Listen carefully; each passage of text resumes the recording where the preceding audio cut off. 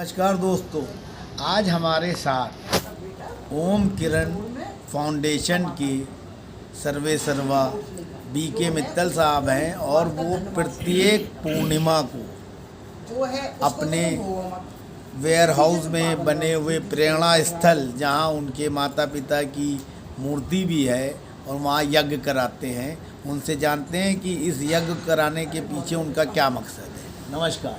नमस्कार सर, सबसे पहले मैं ये जानना चाहता हूँ कि क्या मकसद है कि हर महीने आप जो है एक यज्ञ का आयोजन करते हैं। यज्ञ अपने आप में एक संपूर्ण औषधीय समाधान है, प्रवृत्ति है और निवृत्ति है। इससे जो अग्नि प्रज्वलित होने के बाद इसकी क्षमता बहुत गुना बढ़ जाती है और इसमें जितनी भी सामग्री पड़ती है, शुद्ध घी पड़ता है, लकड़ी होती है, उससे जो ऑक्सीजन ऑरा बनती है, पर्यावरण के लिए अत्यंत उपयोगी चीज़ है। नंबर 1। नंबर 2, हमारा हिंदी कैलेंडर मास जो 12 महीने का होता है, लेकिन दिन उसके अंदर करीब 29 आते हैं और 3 साल में उसमें एक लीप ईयर बन जाता है जी। इसके जो हर महीने की पूर्णमासी है तो ये चंद्रमा पे आधारित है। हमारा सनातन धर्म का सब चंद्रमा पे आधारित है। इंग्लिश कैलेंडर मंथ जो वो सूर्य पे आधारित है और गणना चंद्रमा से ज़्यादा अच्छी निकलती है। हर पूर्णमासी को ये मन में एक धारणा रही अभी पिछले 20 महीने से कि भाई यहाँ स्टाफ है और हम लोग हैं, तो ये सबके हित में एक अच्छा स्टेप रहेगा मिल बैठ के यज्ञ करना और प्रार्थना भी बढ़े कि कोई छल कपट से मुक्त हो जाए, सच के साथी बने रहे। अब ओम किरण फाउंडेशन जब हम 50 साल के हुए, हमने ट्रस्ट की स्थापना कर दी थी। आज हम 78 साल के हैं, तो तभी से ही हमने जो 2 पर्चे लगा के ओम की महिमा और माँ बाप का उपकार, ये दोनों सार्थक हैं। भगवान किसी ने देखा नहीं। हे माँ तेरी सूरत से बड़ी भगवान की मूर्त क्या होगी। तो माँ इंट्रोड्यूस कराती है, माँ संस्कार देती है, माँ ही होम मेकर है, पिता तुम्हारा सृजनहार है। इन सब बातों को देखते हुए हमारी अगाध श्रद्धा है और हम ये मानते हैं कि निस्वार्थ भाव से जो बच्चों के लिए समर्पण भाव से पेरेंट्स काम करते, कोई दूसरा है ही नहीं। अच्छा, आजकल के बच्चे जो हैं अपने धार्मिक रीति रिवाजों से दूर हटते जा रहे हैं और मॉडर्न युग में पहुंच गए हैं। ऐसे में आपने अपने 21 साल के पोते को भी इस तरफ आकर्षित कर लिया और कामयाब भी हुए। उन्होंने ये तय भी किया है कि हर पूर्णमासी को यज्ञ में वो आपके साथ शामिल होंगे।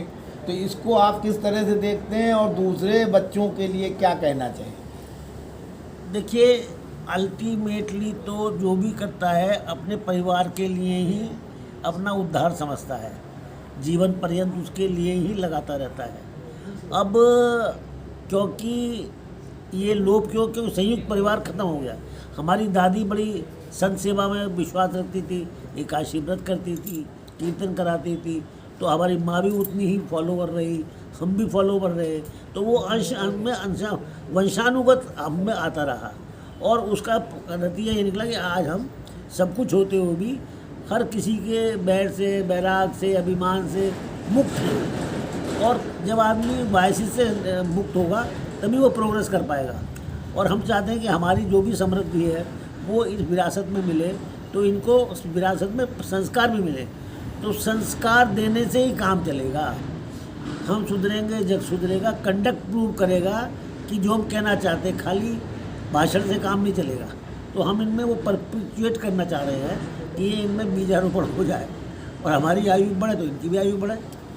यही हमारा सोचना है। और दूसरे लोगों के लिए, बच्चों के लिए भी क्या कहना चाहेंगे आप? क्योंकि पूजा पाठ में जो है आज के बच्चे जो हैं उतनी रुचि नहीं लेते। देखिए, हमारे यहाँ तो परिवार में सारा परिवार, हमारी पोती भी हालांकि विदेश चली गई पढ़ने, तुलसी की सेवा है, सूर्य को जल देना है, व्रत हैं, उपवास है, सब रहते हैं। और बाकी बच्चों के माता पिता हमारे यहाँ आते हैं, हमारे लेबर है, ये बेचारे ज़्यादा मन के सच्चे होते हैं, इनमें भी बच्चों में जाता है, तिलक करवाते हैं, राखी बंधवाते हैं।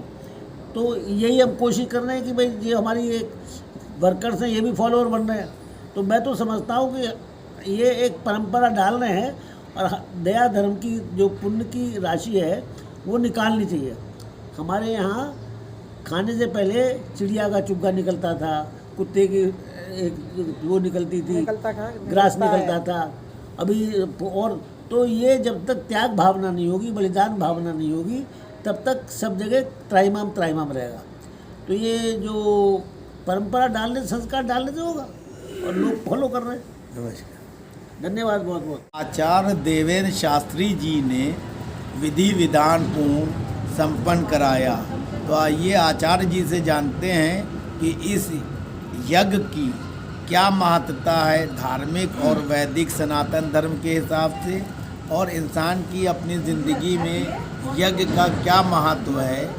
और बीके मित्तल साहब के पोते विनायक मित्तल ने भी इस यज्ञ में अपनी दादी के साथ हिस्सा लिया और मित्तल साहब के सहयोगी, शुभचिंतक और वर्करों ने भी भाग लिया। तो आइए जानते हैं शास्त्री जी से इस यज्ञ के बारे में।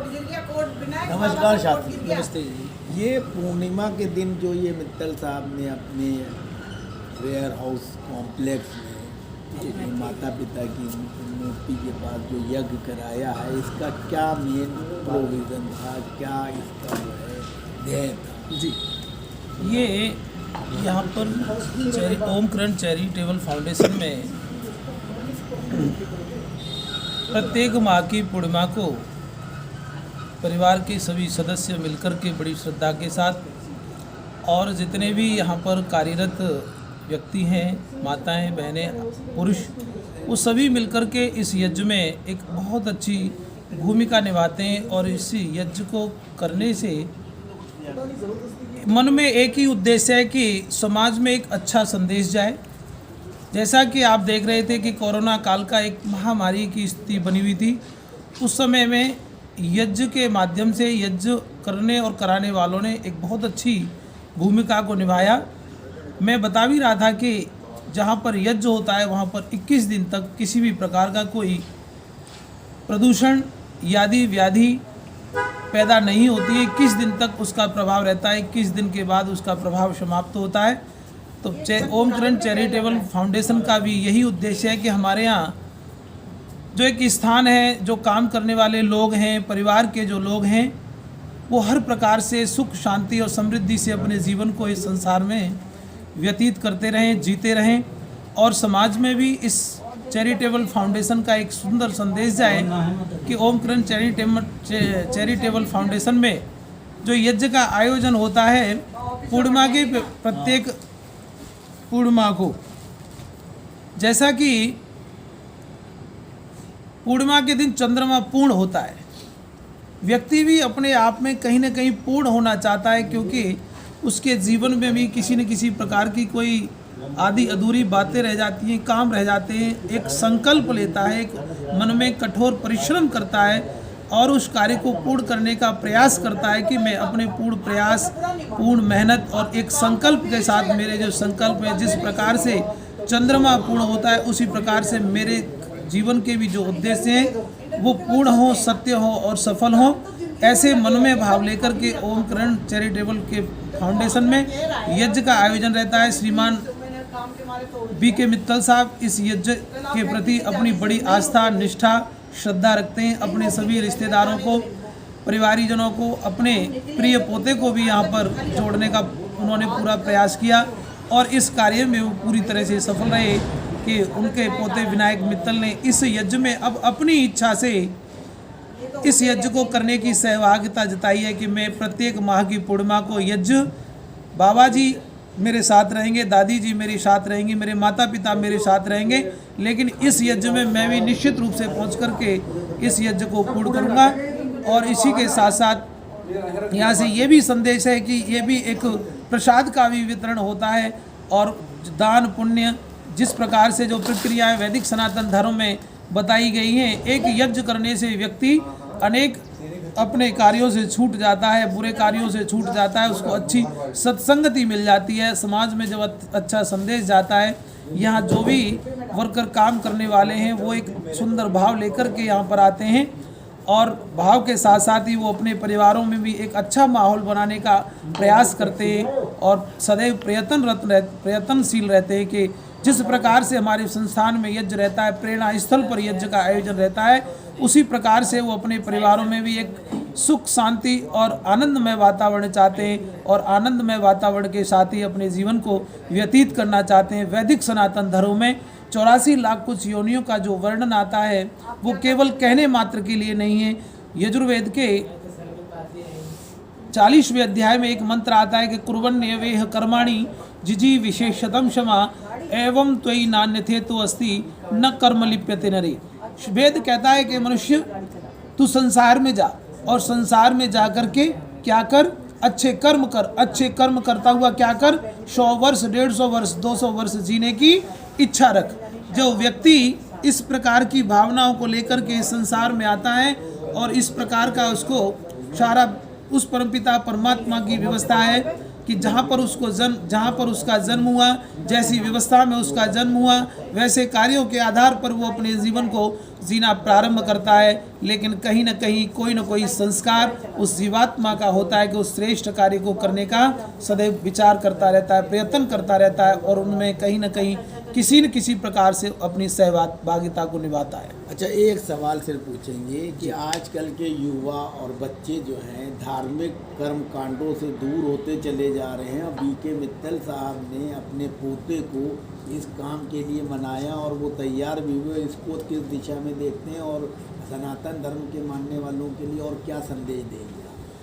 इसमें संदेश यही है कि वैदिक सनातन धर्म से जो युवा साथी जुड़ते हैं और जुड़ने का प्रयास करते हैं, हम उनका स्वागत करते हैं। हमारे चैरिटेबल फाउंडेशन में भी बहुत सारे युवा इस यज्ञ में सम्मिलित होते हैं। पीछे एक मुल्ला जी भी यहाँ पर आते थे, वो यज्ञ करते थे और बहुत ही सुंदर संदेश ये है कि जिस प्रकार से युवा कहते हैं कि युवा एक का भविष्य होता है।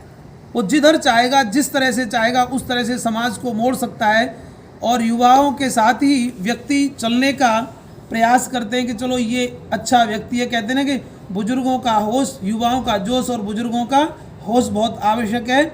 इसलिए बुजुर्गों के साथ मिलकर के काम करना, बुजुर्गों की मानना और मानने के साथ साथ उनके बताए हुए रास्ते को सदैव प्रशस्त करते रहना। जिन रास्तों पर हमारे बड़े बुजुर्गों ने चल करके अपने जीवन को जिया है, सच्चाई, ईमानदारी, निष्ठा, और ये जो रास्ते कैसे रहे, सुगम रहे, सुंदर रहे, ये हमारी आयु को कहीं ना कहीं बढ़ाने वाले रहे।